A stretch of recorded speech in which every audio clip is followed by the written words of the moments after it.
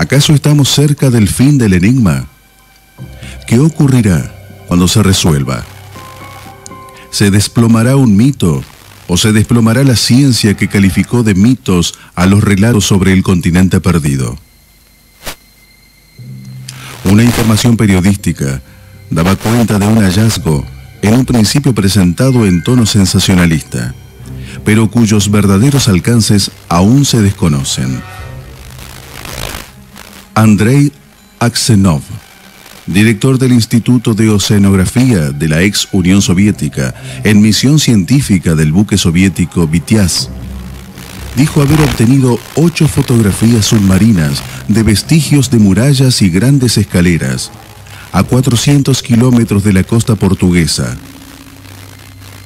Nada más se informó después. Parece haber un punto en el que las informaciones se suspenden y el enigma sigue en pie. Debemos ver aquellas fuentes en las que se basan los atlantólogos para justificar la búsqueda.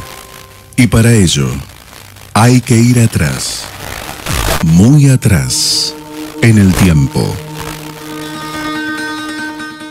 Platón es considerado por muchos como uno de los grandes iniciados que han tenido acceso al conocimiento de la verdadera historia de la humanidad.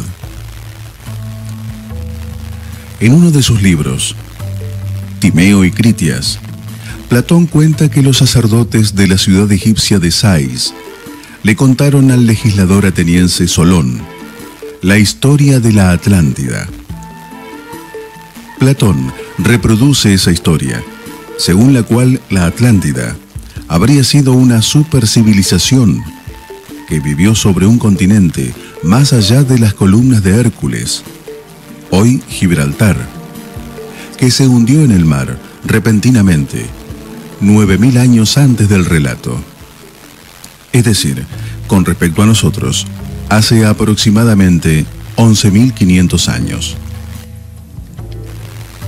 Según algunos autores, los sacerdotes saitas también afirmaban que conservaban inscripciones atlantes. No sería el único caso de tradiciones que sostienen la existencia concreta de testimonios escritos sobre la existencia de humanidades anteriores. Podemos decir, con muchos estudios respetados, que todo esto no es más que una fantasía carente de todo sustrato metodológico y por ende carente de seriedad. Desde esa vereda diremos que Platón usó la leyenda de la Atlántida solo como recurso literario para describir el estado político perfecto. Esta explicación basta para quienes prefieren ver en Platón solo a un filósofo de la política, pero hay razones para creer que fue mucho más que eso.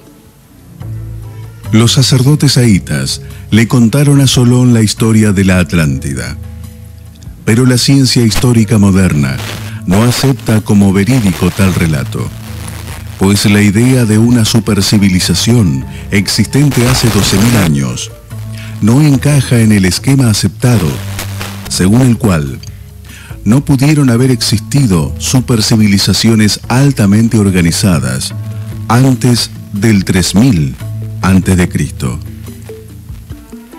En cambio, sí se ha aceptado como real el relato de los sacerdotes egipcios a Heródoto sobre las pirámides, las edades excesivas que se le han adjudicado a estas construcciones y las leyendas sobre la divinidad de sus arquitectos son rechazados por los anticientíficos.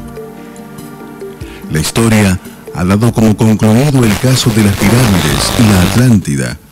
Aquellas fueron construidas en el 2600 a.C. y la Atlántida nunca existió. Habría que preguntarse por qué esta discrecionalidad. ¿Por qué se admite un testimonio como valedero y al otro como falso? Quizás sea bueno sospechar que hasta hoy el hombre occidental solo aceptó como cierto aquello que no cuestionaba sus esquemas mentales previos. A esta actitud, más que ciencia, deberíamos llamarla dogma. Si llegaran a confirmarse los hallazgos a que hacen referencia Berlitz, Asenkov y otros, no nos quedará más remedio que preguntarnos ¿de dónde sacaron los sacerdotes saítas sus datos? ¿Existen aún fuentes de información que nos puedan probar la existencia de una humanidad anterior a la nuestra? ¿Dónde están? Debemos empezar a tomar más en serio a ciertas tradiciones esotéricas que nos hablan de que el ensayo Homo sapiens no fue ni el único, ni menos el mejor.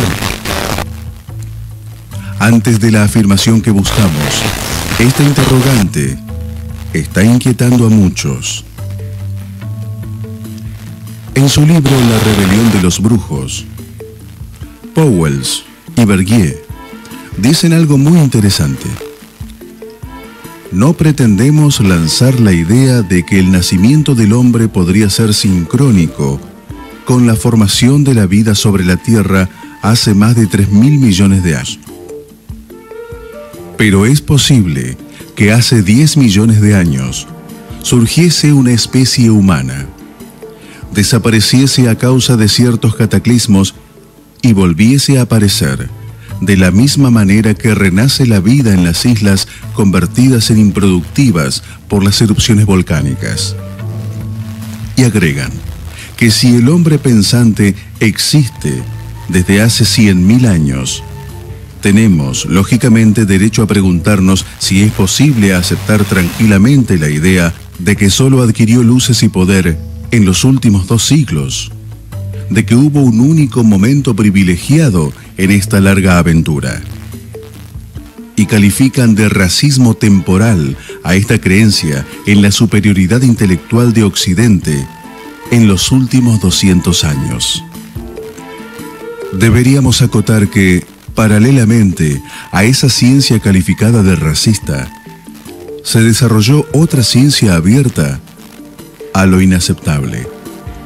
Cuesta trabajo reconocer la existencia de los ovnis, porque ello implicaría negar las leyes de la física aceptadas como válidas hasta hoy. Sin embargo, hay científicos que investigan la cuestión. También es difícil aceptar algo así como que la historia conocida no es la verdadera, sino que probablemente haya otra historia. Sin embargo, hay quienes trabajan sobre esta sospecha. Paradoja del hombre que quiere conocer. A nadie nos gusta caer del edificio que hemos levantado con nuestras propias manos, pero a veces tenemos la suerte de intuir que hemos estado construyendo sobre la arena y no sobre la roca. A estos momentos de lucidez debemos las nuevas hipótesis que, ciertas o no, por lo menos, han venido sirviendo como estímulo para la reflexión, o han sido, a veces, el preludio de revelaciones trascendentes para el conocimiento humano. Hay otros testimonios históricos que, si bien no están necesariamente ubicados en el Atlántico Norte, forman parte de este cuestionamiento del etnocentrismo y del racismo temporal al que aludieron Pauwels y Bergier en su libro. A fines del siglo XIX y a principios del siglo XX, desarrolló su labor científica un sabio vasco argentino de quien hoy pocos se acuerdan. Se trata de Florencio de Basaldúa, autor de numerosas obras de filología histórica, de historia, de lingüística, inventor político, diplomático. Entre sus obras más importantes se debe destacar Memorias de la raza roja en la prehistoria universal, en la que busca demostrar la existencia en el Pacífico Sur, hace 55.000 años, de un continente habitado por lo que él llamaba la raza roja.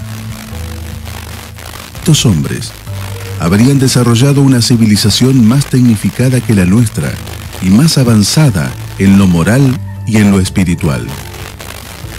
Una súbita catástrofe habría hundido este continente en el mar hace 55.000 años. Y de este hecho se salvaron unos pocos que se dispersaron por el mundo. Según Basaldúa, la raza roja habría colonizado y civilizado al mundo entero y quedarían rastros de ella en todo el planeta. Serían descendientes de ella los actuales brahmanes de la India y los vascos, grupo nacional al que pertenecía el autor.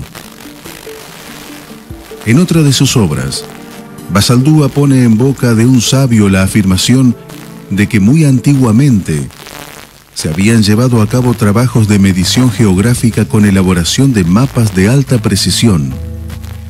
Casi 4 décadas después de esta aseveración, comenzaba a preocupar a la ciencia los misterios de los mapas de Piri Reis. Otros escritores mencionaban textos hindúes en los que se relatarían presuntas guerras nucleares en épocas remotísimas, para explicar luego que un hecho de tal magnitud pudo muy bien haber provocado las catástrofes de referencia y que habrían originado además perturbaciones atmosféricas tales que habría permitido el ingreso a la Tierra de rayos solares peligrosos para la vida humana. Para protegerse, los sobrevivientes comenzaron a usar una suerte de cascos rojos protectores. Y allí es donde nos viene a la mente los antiguos cascos rojos que una vez estuvieron colocados encima de los misteriosos moais de la isla de Pascua. Hay quienes afirman también que tal es el origen de la boina roja que usan los vascos desde épocas inmemoriales. En noviembre de 1977, los periódicos informaron que un grupo de geólogos había ubicado a Pacífica, un continente perdido hace 235 millones de años, en el Océano Pacífico Sur, y que se fragmentó por completo. Los estudios sostuvieron que esa masa continental pudo haber sido la interconexión entre Asia y América, lo que explicaría la similitud de flora y fauna a ambos lados del océano. Agregaban también que África estaría sufriendo un proceso similar de paulatino hundimiento, dado el resquebrajamiento de la corteza terrestre. El controvertido difusor de doctrinas orientales, Lobsang Rampa, escribió en su libro El Tercer Ojo que, según nuestra creencia, Tíbet fue una vez una tierra llana junto al mar, y por razones que están más allá de nuestro conocimiento, hubo terribles convulsiones terrestres durante las cuales muchas tierras se hundieron bajo las aguas y otras se elevaron como montañas. Parece consolidada la creencia científica que hace 100 millones de años existió Gondwana, un continente que comprendía África, Madagascar, India y América del Sur. En 1914, el geofísico y meteorólogo alemán Alfred Wegener dijo que en un principio las tierras formaban un solo bloque y que luego empezaron a separarse. Hoy los continentes aún están a la deriva. Wegener murió en 1930, cuando aún nadie le creía. Experimentos que se vienen haciendo desde 1950 demostraron la certeza de su teoría. ¿Cómo podrá encajar toda esta teoría sobre los movimientos de masas continentales con la idea de movimientos bruscos, ya no imperceptibles, sino todo lo contrario? Si hubo hundimientos repentinos, habría que preguntarse por qué la historia no acepta que haya habido inteligencia en esos sitios. Si existieron realmente esas supercivilizaciones a que nos hemos referido, nos debemos preguntar hasta qué punto resulta ridículo creer que su recuerdo quedó conservado a manera de paraíso terrenal, edad de oro, dinastía divina. Fue una catástrofe real, la que dio origen al universal mito del diluvio. Si hoy la humanidad se destruye por una guerra nuclear y quedasen supervivientes, si África se hundiese como temen los científicos, y si quedaran sobrevivientes, ¿qué pensarán los antropólogos del futuro? ¿Que Egipto fue un país legendario cuya existencia no puede probarse? Hubieron infinidad de textos antiguos desaparecidos, quemados, destruidos por el fanatismo, y la no posesión de ellos no autoriza a creer que podamos tomar como auténtica la historia escrita solo sobre lo que quedó. El desaparecido Jacques Verdier se preguntaba por qué no se hallaban rastros de las civilizaciones perdidas, y aventuraba una respuesta lógica.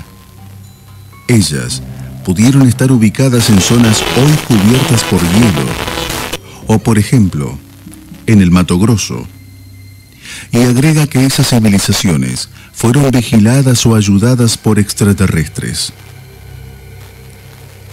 Por nuestra parte, podemos dar otra hipótesis no menos lógica. Puede que no haya rastros ni siquiera en los lugares inexplorados. Quizás la solución del problema no radique en hallar o no pruebas físicas. Se han descubierto conocimientos inusuales en textos más o menos antiguos. Los viajes de Gulliver, de 1720, de Jonathan Swift, hablan de las 2 lunas de Marte, 150 años antes de su descubrimiento. Dante Alighieri parece descubrir en la Divina Comedia la Cruz del Sur, constelación invisible en el hemisferio norte, hasta entonces el único conocido, según la historia.